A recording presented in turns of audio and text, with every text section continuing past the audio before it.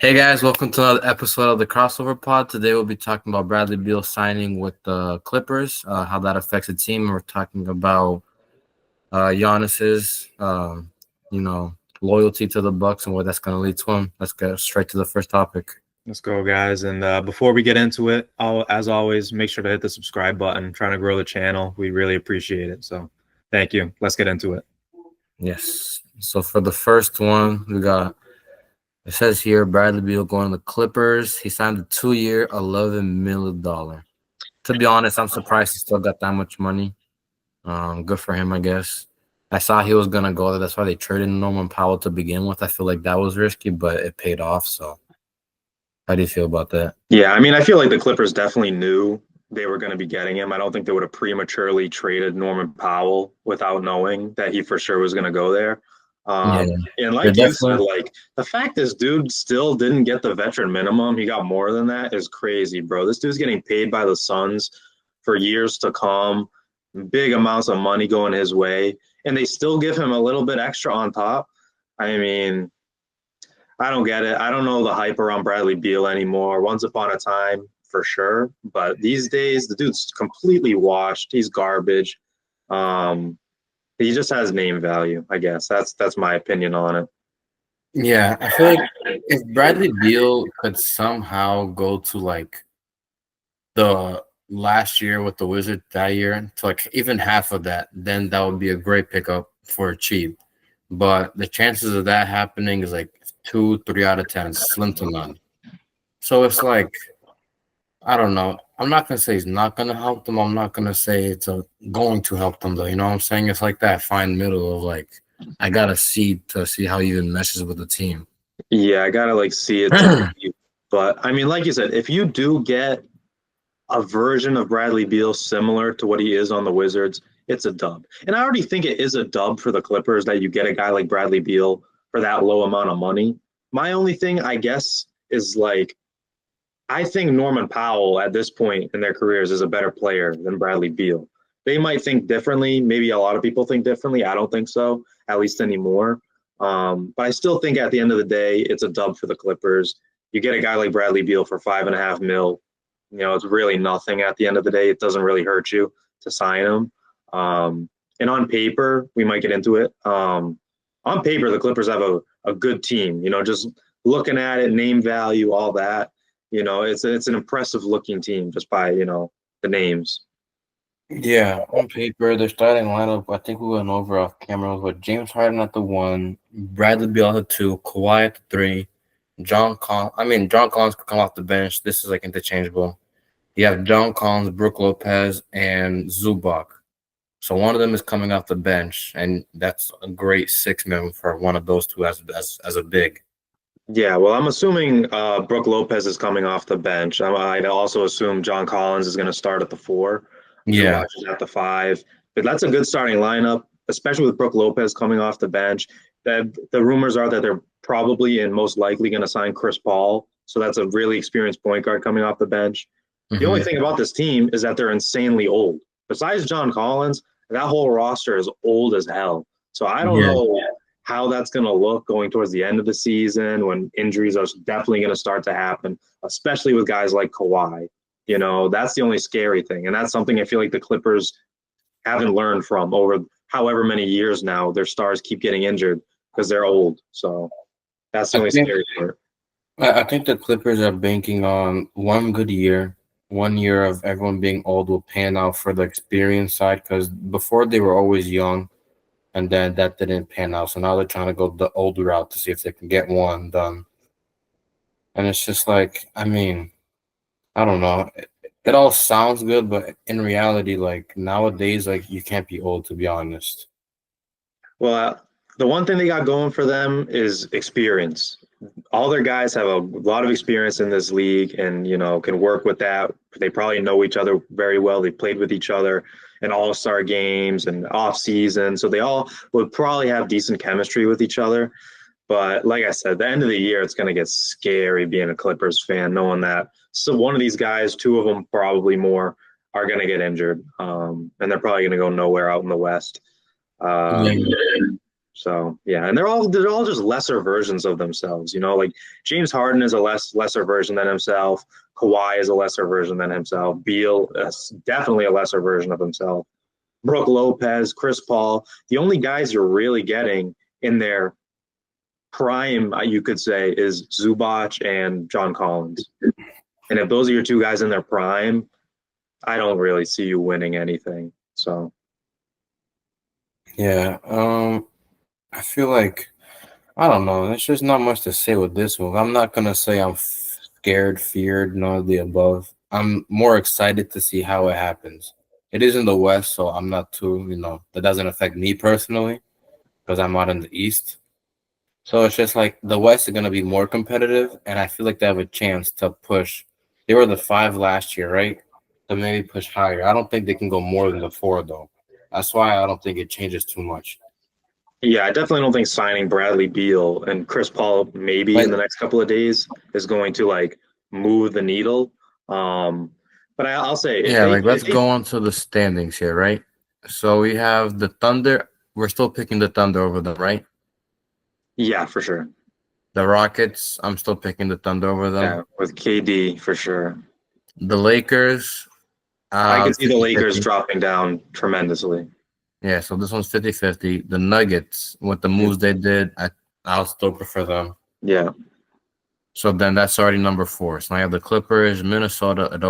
They always start the year slow, then they come back. So I don't know. The I can see Warriors, Dallas is going to be better for yeah, sure. I was going down the list, but the Warriors they could be better. Memphis knows, Kings know, Dallas will 1,000% be better. Yeah, The so I mean, I Buns, think the even the Clippers are, Spurs next year, they could be nasty. yeah, Spurs, Mavericks, the Timberwolves might even be better. So you could look at the Clippers team maybe making it to 5, but I see them being around 8, honestly, 7 or 8. I don't think they drop 7 to 8. I think they'll go down. I think they'll stay in the same 5-6 area. I see, I'll just name it off again. Just Oklahoma will be better. Houston will be better. Denver will be better. Dallas will be better. And then it's up to if they can be better than San Antonio or Minnesota. And I don't know if they can. I think they'll be better than Minnesota because they were last year and they improved more than what the Minnesota team did. Yeah, I don't know. I feel like every year Anthony Edwards getting better. It's just that team's going to keep getting better. But yeah, like I said, it's going to be a Every year, battle though, between Rudy those Gobert three. gets worse. That's the problem. Huh? Every year, Rudy Gobert's getting worse and worse. He's like, I mean, I feel like he had a pretty good year last year. He keeps finding a way to stay relevant, doing, filling out his niche, his role as, just a defensive juggernaut. Um, But like, I think they're just going to be battling it out for that 5 seed amongst Minnesota and San Antonio. I wouldn't even say them either. So yeah, I say those two teams really is what the competition is for that 5 seed. yeah. Yeah, not a huge needle mover, but it's an interesting signing. Getting Beal and like I said, most likely Chris Paul, experienced team, and we just got to see if they can stay healthy. Because if they can stay healthy, they could go on a good run. It really just takes one lucky run. Outside of the Clippers, though, I want to see what the West will end up looking like because the Spurs is going to get bumped up. So the Kings are going to get bumped out. I think the Pelicans are going to make it next year. So that's another team which I don't know is going to miss. Probably the Grizzlies You think the Pelicans are going to make the playoffs? play in over the Grizzlies. No way, bro. I don't even think they're making the play-in. I think they're making the play in at number 10. With who? Just Zion and Jordan Poole? And they got Queen. And they I think got you're putting Looney. way too much stock in Queen, bro. I don't think he's gonna be a guy who's gonna get them into the play-in, bro. Bro, think about it. They're going to be better than the Kings. It ain't that deep. They're going to be better. Are they gonna be better than the Kings? Oh, no, sorry. I'm missing the Spurs. Never mind. I don't even know if they're gonna be better than Memphis. They'll be better than Memphis. But I'm saying the Spurs replace here. Let's see. The Suns. I think Pelicans will be better than the Suns. So never mind. Yeah, they'll make it. I think Pelicans are better than the Kings and the Grizzlies. The Kings are going to go down to like the bottom of the league again. I mean, Sacramento still has Zach LaVine. They still got Sabonis. They got was it Keegan Murray, Dan DeRozan. He might end up staying. So that team's better than the Pelicans, 100%. At least right now, as we're talking about it. I'm saying a fully healthy Pelicans is better than that Kings team.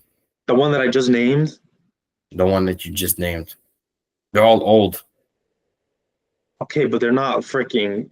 Besides Jordan Poole and Zion, it's like who Bro, you got? Zion is better than all those. Bro, if Zion is healthy, bro, Zion played 30 games last year. Player. He played 30 games last year. Yes, I know. That's why I'm saying if they're healthy. They probably won't be, so they'll probably not make it. I'm saying if he is healthy. Zion's not even better than Sabonis. You're smoking crack. Sabonis is a better player than Zion. No, Zion's a way better defender. Zion is a way better shooter. Zion is a better. I don't think Zion's a better shooter than Sabonis. Oh yeah, he is. He's not a better passer. He's not a better rebounder. Scoring wise, Sabonis has over him is rebounding. Everything else, Zion passing. Yes. You just said only rebounding. No, I'm saying passing is like equal to not. You think Zion's passing is equal to Domantas Sabonis? Bro, Sabonis averages what, five assists? No, he almost averages like a triple-double. No, he does not. Look at his stats, bro. Let's go here. He averages like 7 assists. Where's Sabonis? Right there. 5. What did I say? 6 assists. His averages are at the top. I was looking 19, 14, and 6 on 59. Go to Zion and see how many assists he gets. I'd be like 3. He probably has half. Yeah, he barely played, so I'm not gonna. Even in 30 games, I'll take his averages when he did play. He's not nearly a passer as Sabonis.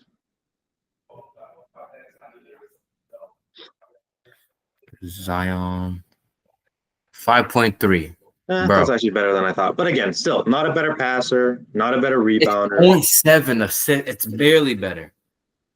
It was only 30 games too. So he's a better scorer, a better defender, better shooter. I don't even think Zion's a better defender. Zion's not a very good defender. Nick, bro, at this point, you're just talking crazy. Zion's not a good defender, bro. Bro, you're talking crazy right now. I'm not. I think Sabonis is a better overall player than Zion. No, he's that's not. My hot take. Bro, if Zion was healthy, bro, people just disrespect Zion because he's not healthy, so they forget how good he is, bro. Like you disrespect Tua, who gets hurt all the time in football? Like who? Tua? No, that's so different. Oh, bro. So when he gets hurt, you criticize him. But when Zion gets hurt, criticize him for bro. I gave called him dog water. Yes, now he is. So how is Zion not dog water? That's because he has concussions. Like it's different with the torn ACL, with the torn Achilles. Right, well, let's not descend from the original thing. I'm just proving a point here. Zion barely plays, bro. They're not going to make the play-in. They're not making the playoffs. I will trade anybody besides Jaylen Brown and Jason Tatum for Zion. I'll deadass give him Derek White. No, that's stupid. Bro, I'm trading Derek White for Zion. That's a horrible take.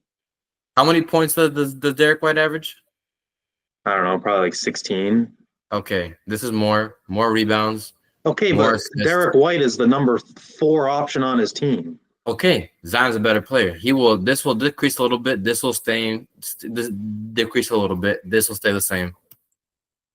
I don't want Zion anywhere close to the Celtics.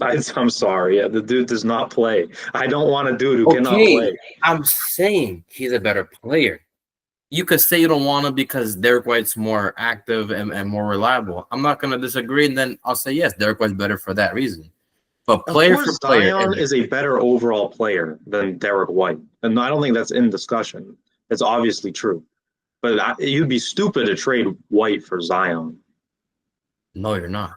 Especially in the situation the Celtics are at where we're in need of a big. But we don't need a big who doesn't play. I don't want a guy who's not going to be there. He's not helping. Bro, if our starting lineup goes, if we could sign Lillard, right, and trade for Zion, goes Lillard, Brown, Tatum, Zion. throw in whoever you want at the 5. Nick, bro, you're telling me that's not like what? Yeah, except we're not going to have a center, and we're also not going to have a 4 because Zion's going to be not playing. I don't Okay, want. then Tatum could play the 4, and then we have Simons as well coming off the bench, so we can all just scooch them up one. I'm trading Listen, Derek White for Zion. I will happily trade Anthony Simons for Zion Williamson. I'll do that. You hear me? Yes. I will trade Anthony Simons for Zion Williamson. That's the farthest I Oh, go. okay. And the most best for those, I'm trading Anthony Simons, Sam Hauser, and like a first. Yes. I'm Alright, just well, saying. let's not As far make as this about. untouchables go, and there's only 2 people on the Celtics that are untouchables for Zion. Let's not make this about the Celtics, okay? Well, we'll get back to it, okay? I think Sabonis is a better player than Zion, at least at this point in their career. That's all I gotta say. Bro, Zion's way better. But let's cross over to my boy Giannis over here, who's gonna actually need to learn how to do a crossover now that the GM says that he will be their new point guard due to them waiving Dame. I don't like this at all. I don't want to see Giannis playing the point. He's been great as he is as a 4. You know, there's no need, bro. Like, just get a point guard for this dude. It makes no sense. And honestly, it might end up being the case that he's going to leave Milwaukee because I know he's upset there. They kind of blindsided him with Dame. So I wouldn't be shocked if he just wants to get out of there, bro. You know, what's he win? What's he getting with Milwaukee now? Him and Miles Turner, they're not winning anything. So I'm gonna say this. In my personal opinion, Jason Tatum is a better dribbler, right? then we're talking about Giannis here. Yes, he has more of a bag, right? Yes, 100%. And Jason Tatum has a lot of turnovers due to that. Now, you think Giannis, being a point guard, is it gonna get more turnovers than what Tatum had? So that means they're gonna have more turnovers. His assist is gonna go down, and that's just gonna hurt the team more because that isn't his position. They need to just find the 2, put him at the 1. It's better than getting Giannis and putting him at the 1. I don't know. I mean, his assist numbers would go up if he's forced to play point guard. I don't know because he's gonna have so much turnover, bro. His perfect thing is run down the court, get a dunk, or have someone bring it down, facilitate, and he gets the ball. They double him, and then he dumps it off. That's how he gets his assist, not dribbling up the court, getting doubled the whole time. I mean, if I was Milwaukee general manager or coach, before I get Giannis to be a point guard, I'm making Gary Trent be a point guard or something. You know what I mean? I think bro. this And is Gary Trent. So sorry to cut you off. Gary Trent showed great glimpse in the playoffs. They just need half of that for the regular season to cruise through to get to the playoffs. Yeah, I think you go that route before you turn Giannis into something he isn't. But yeah, I mean, and with all that being said, too, you know, the rumors are coming out that the Knicks are monitoring this whole situation with him.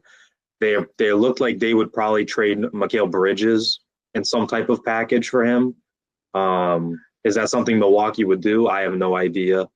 Giannis's value is probably so high, so they'd have to throw in a crap ton just to even get it to be similar. But if Giannis goes to the New York Knicks, there's gonna be rioting in the streets from me and everyone else in Boston, bro. I do not want to see Giannis in New York City, bro.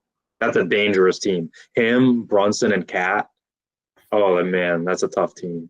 Bro, I saw if the Knicks trade for Giannis, there has to be Cat and Josh Hart or Mikal Bridges, Josh Hart, and like money and like their bench that they signed.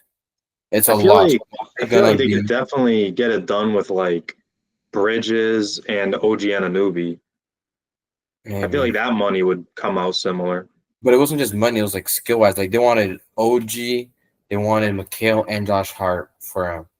So then at that point, you'd lose your whole everyone because it was only the starters they had anyways. Now you lose that, and you got no bench. So yeah, you have a nice big 3, but it's like I don't know. Yeah, I mean, but to get Giannis, you're gonna have to give up a lot. And if he's on your team, you're in automatic championship territory. And that's definitely what the Knicks want to be at. So if they have to get rid of Bridges and Hart and Anunoby or Mitchell Robinson, some type of package. Maybe probably not all of them, but you do it if you're getting Giannis in return. You just have to, and you're gonna have to whatever that's gonna make your bench. Screw it, because you need guys like Giannis if you really want to be a championship contender. So Yeah, I don't want to make it up to Celtics again, but we can offer a way better package, and I could think of other teams that could offer a way better package than what the Knicks can offer. So I really just don't want to see him go to the Knicks. I mean, he just wants to be on a winning team, and there's not too many teams out there who are like you look at and you're like, oh, they're like in winning territory. It's really just the Thunder, the Knicks, Celtics, maybe the Cavaliers. That's really it. Maybe someone else. Rockets. If he goes to the Rockets, that'd be a good place for him. I saw where he might want to team up with Luka in LA. Oh, but Giannis, be my guest. Go out to the Lakers and see what crap you're gonna get in over there, bro. You do not want to be in LA when LeBron. That would be a nasty duo, bro. Giannis and Luka. Yes. I mean, sure, go for it, bro. But I don't believe in Luka to help win anything. So no, but at that point, Luka's the number 2. Giannis is the number 1. I don't know, bro. I don't know what LA would do in that situation. I don't know if they really want Luka to be the primary scorer and facilitator and everything. And I don't know. I think when big names like that go to LA, it doesn't work out, bro. Unless you're LeBron James and you bring the whole freaking crew over with you, sure. I mean, if Giannis goes there, they're making to the championship. I'm not gonna lie. I think they're better than the Thunder if they can get Giannis. They'll definitely be a team who will be top of the West, top 3 seed if he goes there. But I don't know if they beat the Thunder. I don't know if they beat the Rockets. They'd be very close with the Rockets, I think. I think they could beat the Thunder. Because they could. I'm not saying they couldn't. They definitely could with freaking Giannis and Luka. I'm assuming LeBron would be out of the picture if they make this happen. No, because I saw that LeBron, they wouldn't trade for him because LeBron's too old, so they want younger pieces. They would keep LeBron, have Giannis and Luka. How can you even afford those 3 guys? That's what I mean. Like, one of them has to go. You can't afford 3 guys. Second apron tax, bro. You're in LA.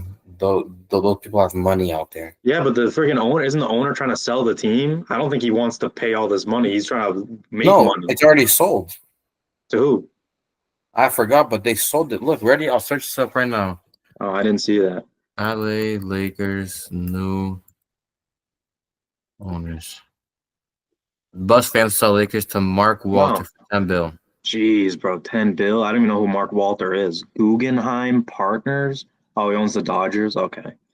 Well, okay, maybe you're right then. Maybe if he wants to pay all this extra money, his first year as an owner, you get freaking Luka, Giannis, and LeBron. He's already the owner of the Dodgers, so this man's making bread over there. Now he's the owner of the Lakers. My man's just trying to own all the LA major teams. Honestly, I think. Yeah, well, honestly, that's kind of scary because he's doing a good job with the Dodgers. I don't want to see him turn the Lakers into something either. So, as a Celtics fan, I don't like that. Seems like a good owner.